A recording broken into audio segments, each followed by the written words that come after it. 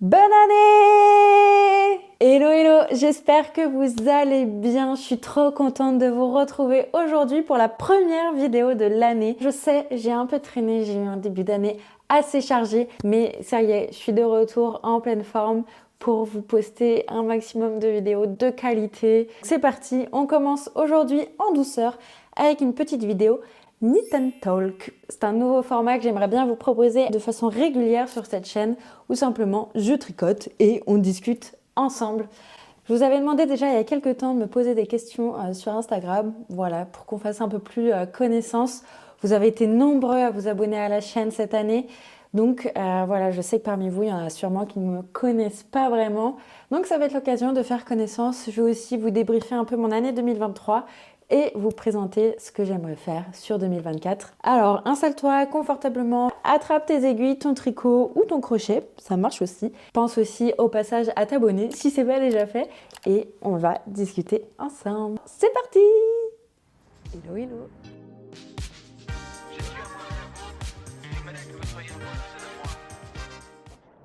Hop, je me mets un peu cosy. Déjà, j'ai envie de vous faire un petit débrief de mon année 2023. J'ai eu une année un peu particulière, je trouve, dans le sens où il y a eu pas mal de gros changements sur 2023, notamment d'un point de vue professionnel. Voilà, vous le savez peut-être pas, mais dans la vie, je fais du marketing digital. Et c'est vrai qu'en ce milieu d'année, l'entreprise dans laquelle je bossais a fermé ses locaux en France. Ce qui m'a donné en fait un sacré coup de pied aux fesses pour me lancer sur YouTube. Voilà, ça m'a mis le pied à l'étrier sur quelque chose que je voulais faire depuis longtemps. C'est d'ailleurs une question que vous m'avez posée, pourquoi je me suis mis à YouTube. En fait, c'est un truc tout bête. J'avais le sentiment de ne pas avoir de passion. Et j'enviais beaucoup les gens qui étaient passionnés par quelque chose, qui pouvaient faire 50 fois la même chose. Ou, enfin, voilà. Et c'est vrai que j'avais le sentiment de ne pas avoir un truc qui me titillait foncièrement.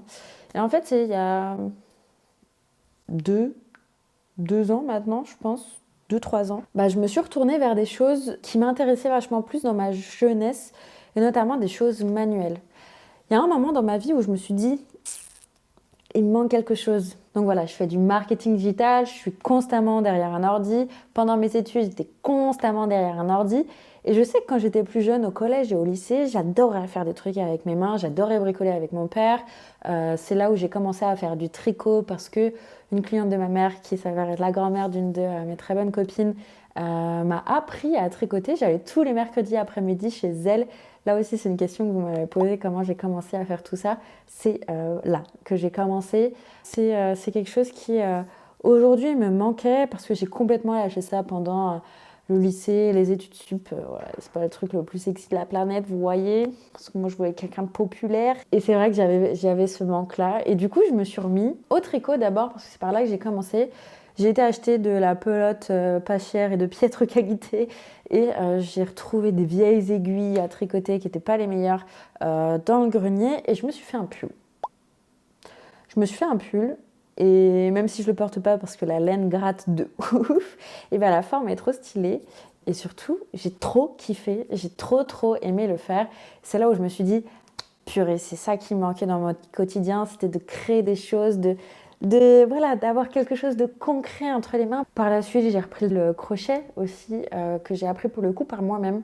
Et de fil en aiguille, c'est le cas de dire, je me suis mise à regarder beaucoup de vidéos couture, notamment sur Instagram. Je consommais beaucoup de contenu couture. Et il y avait un truc qui me disait, franchement, c'est trop stylé, ça a l'air sympa de faire ça. Ah purée, on peut créer des trucs de ouf. Et contrairement au tricot, au crochet, on peut se faire un vêtement assez rapidement, en l'espace d'une journée. Moi, faire un pull en tricot en une journée, c'est pas possible, je suis pas une Formule 1. Voilà, j'avais le sentiment que du coup, la couture allait complètement compléter ça. Et j'étais là à me dire, même si j'avais zéro base, zéro matériel, je me suis dit, bah vas-y, let's go, viens, on tente, je sens que je peux le faire, on y va. On y va, mais j'ai quand même mis 8 mois à trouver la perle rare sur le bon coin. Ma machine à coudre Singer, je l'adore. Vraiment, super investissement, super trouvaille surtout. Elle était comme neuve, il y avait encore le petit carton. sous le pied de biche quand je l'ai acheté et je l'ai payé 80 € sur le Bon Coin. Donc ça a mis du temps tout ce process de me dire que je peux faire les choses, que je peux apprendre par moi-même et en plus de trouver le bon matériel. Derrière, j'ai acheté un peu de tissu, un peu de machin et j'ai fait mes premiers projets. Mon premier projet, c'était ma trousse de toilette que j'utilise encore beaucoup aujourd'hui, qui est encore en super bêta. Et en fait, j'avais ce truc de putain, c'est ouf, je peux faire ce que je veux. Et en fait, ce sentiment de satisfaction d'avoir créé quelque chose de A à Z était tellement puissant, même si au milieu, il y a des moments où j'étais là, je ronchonnais à fond contre ma machine purée, j'arrive pas à poser mon zip et tout. Tout ça, c'était complètement effacé par la satisfaction d'avoir un objet fini dans les mains que je puisse utiliser. Et tout ce truc-là était tellement fascinant. Et depuis, je décroche pas de ce sentiment-là. J'adore toujours autant créer et faire des choses avec mes mains. J'aimerais d'ailleurs cette année potentiellement tester de nouvelles disciplines. C'est un de mes projets en tout cas sur l'année. Et ce sentiment aussi de ne pas se sentir enfermé par du j'ai pas le temps, du j'ai pas d'argent, du j'ai pas de matériel, du j'ai pas les compétences. Et de me dire, vas-y banco, on essaye, au pire c'est pas grave. Et ça a vraiment été quelque chose assez incroyable dans ma tête. Et en fait, c'est des valeurs aujourd'hui que j'ai envie de transmettre au travers de cette chaîne YouTube. C'est pour ça que j'ai commencé. Parce que j'ai envie de vous montrer aussi tout mon apprentissage dans ces disciplines-là. Et vous montrer que il n'y a pas de barrière à se mettre soi-même. En fait, la plus grosse des barrières, c'est nous-mêmes. Et il faut passer au-delà de ça. Il faut passer au-delà de la peur de peut-être qu'on va faire quelque chose qui ne va pas fonctionner. C'est pas grave quand ça reste du loisir surtout. Et c'est trop gratifiant en fait. Et j'ai trop envie de vous transmettre tout ça. Et c'est pour ça que je me suis mise à faire des vidéos. D'autant plus que je suis une très très grande amatrice de YouTube. Je suis ravie de m'être lancée dans cette aventure. Et en plus, quand je vois que vous êtes déjà plus de 1000 à qui ça plaît, c'est oufissime. Je suis trop contente. Alors merci d'être là. Merci de me soutenir dans ce projet et puis je suis toujours preneuse de retour, alors n'hésitez pas à me faire vos commentaires directement sous cette vidéo. J'ai qu'une hâte, c'est de pouvoir m'améliorer, vous proposer du meilleur contenu tous les jours et j'espère que ça continuera à vous plaire surtout. Je tricote pas du tout, je m'en rends compte. Donc voilà pour ce point, j'avoue j'ai l'impression de m'éparpiller un peu, je suis désolée. Du coup 2023 j'ai fait beaucoup de projets tricot, couture et crochet. Je vous ai sorti 45 vidéos sur ma chaîne YouTube sans compter les shorts. J'ai dirais une quarantaine de projets. Franchement je suis assez subjuguée par ce que j'ai réussi à faire. Il y a quelques projets qui m'ont énormément marqué, je pense notamment au parasol. C'est pas beau ça? Il est magnifique. Pourquoi le parasol, c'est pas forcément cette vidéo-là qui a fait le plus de vues. C'est un projet que j'ai fait pour ma mère parce que son parasol était en piètre état et qu'il était grand temps de le changer. Elle voulait le faire chez le couturier du coin, quoi. Et en fait, moi, j'ai un peu sauté sur l'occasion en mode purée, moi aussi je peux le faire, fais-moi confiance et je le fais pour toi. Et j'ai du mal à la convaincre, sincèrement. Je pense qu'elle y croyait pas trop et qu'elle avait le sentiment que c'était compliqué et qu'elle avait pas non plus envie que je me casse les dents là-dessus, je pense. Et finalement, elle m'a laissé faire. Je me suis lancée dans un truc qui était quand même assez gros. Ça m'a pris pas mal de temps et surtout, ça a été galère parce que toutes les pièces étaient assez larges. Et en vrai, je l'ai fait. Et la réaction de ma mère, vous la voyez dans la vidéo. Je pense que c'est... En tout cas, en couture, l'un des moments qui m'a le plus marqué cette année. Franchement, c'était fou. C'était fou le fait que ça fit direct. Il y a eu quelques ajustements par la suite pour que vraiment, quand ça s'ouvre et quand ça se referme, ça baille pas trop ou ça ne serre pas trop sur les coutures. Mais franchement, ce sentiment-là était vraiment incroyable. Donc, ça a été pour moi l'un des projets les plus marquants de cette année. Après, il y a d'autres projets que j'ai adoré faire. C'est des questions d'ailleurs que vous m'avez posées. Quels sont les projets que j'ai préférés? Un des projets que j'ai beaucoup porté, c'est le petit top en lin dos nu. Très facile à faire, tellement agréable à porter. Sincèrement, je vous conseille pour l'été prochain. Un autre projet aussi que j'ai fait là pour le coup en crochet, ça va être les petits poulpes. C'est, je pense, un des projets que j'ai fait le plus souvent cette année. Il y a eu beaucoup de nouveau-nés ces derniers temps dans mon entourage. Ça a été voilà, mon cadeau de naissance phare. Ça me fait trop plaisir de savoir que tous les bébés autour de moi ont une petite pieuvre faite par mes soins. Après, sincèrement, Je pourrais vous parler de tous les projets que j'ai faits. Il y en a pas mal que j'aimerais reprendre cette année parce que une fois apporté, une fois dans le quotidien, si on se rend compte de certaines erreurs, typiquement la robe orange que j'adore, hein, qui est sublime, vu que je l'ai fait vraiment droit de tube, et ben je peux pas faire de grands pas avec, genre typiquement les escaliers et tout, c'est un peu compliqué. Donc je sais que c'est quelque chose que je vais essayer de reprendre cette année, pourquoi pas en vidéo d'ailleurs. Derrière, on m'a posé aussi d'autres questions, genre comment créer en voyage. C'est quelque chose que je fais beaucoup. Dès que je prends le train, dès que je voyage ailleurs, et bah, j'emmène au moins un projet tricot ou crochet avec moi. Donc là-dessus, il faut être quand même un peu organisé, c'est-à-dire que vous devez prévoir tout votre matériel en amont, prévoir aussi le patron que vous aurez. Donc le crochet, c'est vraiment l'idéal parce que ça prend pas de place. Voilà, un crochet, ça prend pas de place. Et surtout, vous pouvez bloquer votre projet assez facilement avec le crochet dans votre pelote. Comme ça, vous savez que ça bouge pas. Derrière, le tricot, je vous conseille fortement en voyage les aiguilles circulaires, même si vous êtes sur un projet droit. Pourquoi ? Parce que les aiguilles droites, moi je sais que j'utilise beaucoup de tote bags pour voyager. Et combien de tote bags j'ai percé avec mes aiguilles à tricoter, c'est fou.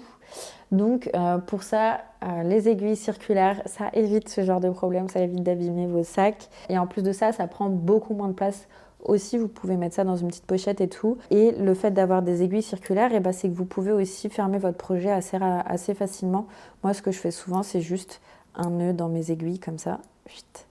Et comme ça, derrière, je sais que ça bouge pas. Je perds pas mes mains. Petite chose à savoir, n'ayez pas honte de ça, du fait que vous tricotiez ou que vous fassiez du crochet.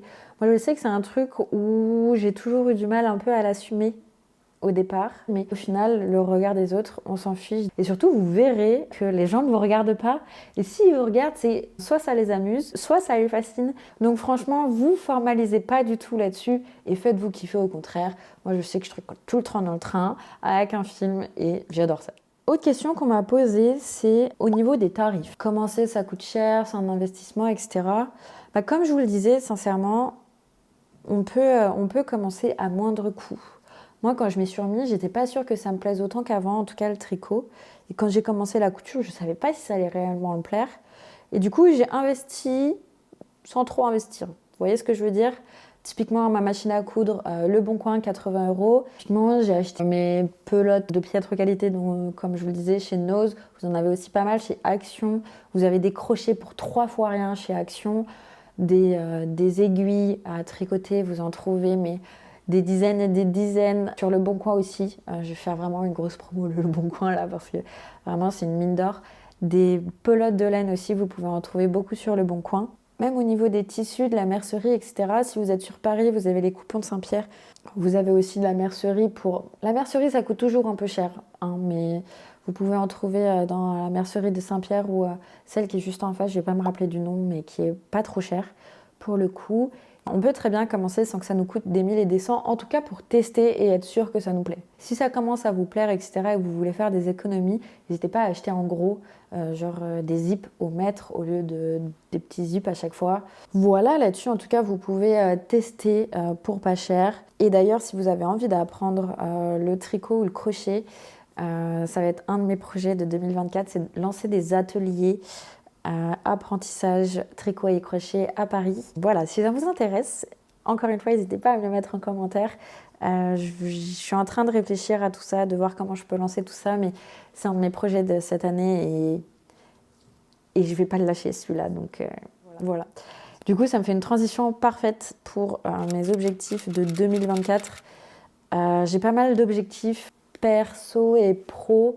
Mais c'est vrai que pour cette partie YouTube qui est un peu à part pour moi, j'aimerais bien faire grimper le nombre d'abonnés, voilà, continuer à intéresser du monde. J'aimerais bien atteindre les 10 000 abonnés en 2024. Je ne sais pas si ça va être possible, mais c'est l'objectif. L'an dernier, j'ai atteint l'objectif des 1000 en 2023. Donc voilà, est-ce que c'est possible de faire un x10 ? Je ne sais pas, mais... Voilà, en tout cas, je vais mettre tout en œuvre pour que ce soit possible. Comme je vous le disais, j'aimerais bien mettre en place des ateliers à côté de ça pour vous apprendre le tricot et le crochet. Donc voilà, dès que ce sera prêt, je vous ferai une petite vidéo là-dessus. Et derrière, j'aimerais bien m'améliorer en couture parce que je sais que d'un point de vue technique, j'y suis pas encore. J'ai envie de pouvoir faire des finitions qui sont propres, avoir des verso de projet couture qui soit pépite quali au top. Dernière chose là-dessus, je veux apprendre à utiliser ma machine à tricoter. C'est mon objectif. Si vous avez des conseils là-dessus, j'ai regardé le peu de vidéos YouTube qu'il y a sur ce sujet. Si vous avez des conseils, si vous utilisez une tricoteuse et que vous voulez m'apprendre, ce sera avec grand plaisir. En tout cas, ça va être mon objectif cette année. Coudre de façon propre, apprendre à tricoter avec la tricoteuse, lancer des ateliers et continuer à vous faire kiffer et faire grandir cette communauté. Donc voilà, 2023 a été magique, donc j'espère que 2024 le sera encore plus. On arrive à la fin de cette vidéo. J'ai beaucoup parlé, je ne sais pas si ça vous a intéressé. J'espère que vous avez avancé sur votre projet, que vous tricotiez avec moi. Perso, pas du tout. J'ai pas du tout réussi à me concentrer sur les deux. J'espère en tout cas que cette vidéo vous a plu. Si c'est le cas, n'hésitez pas à mettre un petit like aussi. Et moi, je vous dis à très bientôt pour une prochaine vidéo. Ça sera du tricot d'ailleurs. Ciao!